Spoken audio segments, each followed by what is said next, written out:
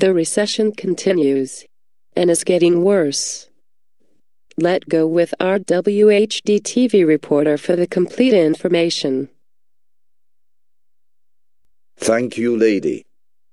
If leadership fails, prepare for recession.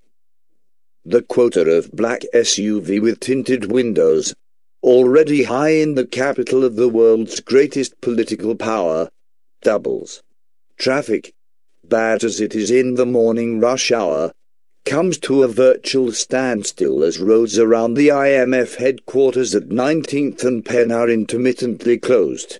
In the evening, restaurants in the chic Georgetown village overflow with suited aides and echo with the chatter of foreign accents. This week, the impending sense of global economic doom has been mirrored in the skies. The sweaty heat and glowering clouds serve as reminders that Washington was reputedly built on a swamp. But if the air is close, the politics is closer. For Europe's battered leaders there has been no escape. They are being held responsible for the looming double dip and are being chided by everyone. At a dinner for the finance ministers of the world's 20 leading nations on Friday night, the message was clear. One by one, as ministers from each country took their turn to talk, they attacked the Eurozone members sitting around the table. Speaking the following day, George Osborne hinted at how uncomfortable the event must have been, saying, "There is pressure now on the Eurozone from across the international community, and that was felt at the G20 dinner. Markets skeptical after G20 pledges to preserve stability. Even Europe's juniors are taking pot shots." Brazil's finance minister, Guido Mantega, singled out the Eurozone for sharp criticism, warning that leaders there were jeopardizing the developing world's growth. The epicenter of this crisis is the EU.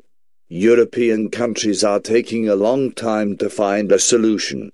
"We believe we can avoid this if we act quickly to avoid the sovereign debt crisis," he said. "Patience may be wearing thin, but time is also running out." After the G20 dinner, an impromptu communiqué was issued that gave Europe 6 weeks to solve its problems, to bolster the bailout fund, recapitalize the banks, and lay out a clear and convincing strategy for indebted countries to cut their borrowings. The deadline for a clear and agreed strategy will be the Cannes G20 summit on November the 4th.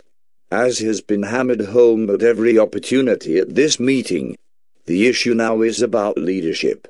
Can they deliver? Though, on the streets of Washington, there is not much optimism. "This country is in a mess," says Jack Sneed, a taxi driver from Maryland who resents having to pay $1,000 a month in taxes before I spend anything. Increasingly, the message from President Barack Obama, and repeated religiously on the news, is that America's mess can't be cleared up unless Europe gets its act together. So, will strong leadership find a way? "No," said Mr. Sneed resolvedly. Others are more hopeful. The Chancellor sensed at the G20 dinner that the leading lights of the Eurozone were aware that time was running out for them. "International pressure," he added, "can help. Germany is facing fierce domestic resistance to any more Eurozone bailouts, while industrial action is making it harder for indebted countries like Greece and Portugal to push through austerity measures. Having the world's leaders publicly scold Europe and warn Eurozone governments they will be held responsible for a second recession helps national policymakers with their parliaments," Mr. Osborne said. "The IMF and the G20 are also coming into their own. G20 summits in October and November will ensure pressure on the Eurozone does not relent." Christine Lagarde, the IMF's new managing director, has also used the platform to draw attention to the issue of political leadership for leaders to take bold action now.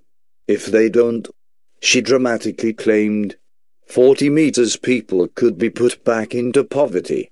Time and again in the slow-motion car wreck that is the Eurozone crisis.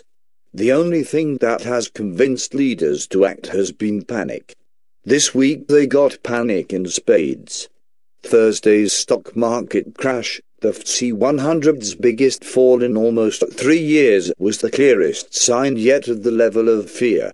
Events, though, have not yet overtaken policymakers. Greece has not defaulted. Banks have not gone bust. Countries are not in recession. There is a way out, but, as Ms. Lagarde said, the path is getting narrower by the day. And, as Brazil's Mr. Manteiga noted, every day the crisis broadens and becomes more costly to solve. Countries, particularly the UK, are depending on the private sector leading them back to prosperity through investment and job creation. It worked in the 1990s and can work again. Companies have the cash. In the UK about £65 billion of it, and have been creating jobs, offsetting much of the damage caused by public sector cutbacks. Exports are a key part of the strategy, driven largely by demand from the developing world. But if the Eurozone fails, and a second credit crisis unleashed, that could prompt slippage in developing countries' investment and a pullback by their consumers, says Robert Zoellick, president of the World Bank. A fall in developing countries' domestic demand would mean we'd lose their economic engine as a driver of global recovery. In other words, if leadership fails, there will be another global recession. In the current febrile environment, no business in their right mind would invest. As a result, the recession is edging closer.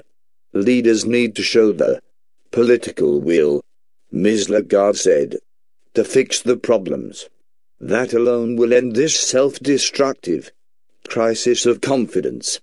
Politicians simply need to give recovery a chance.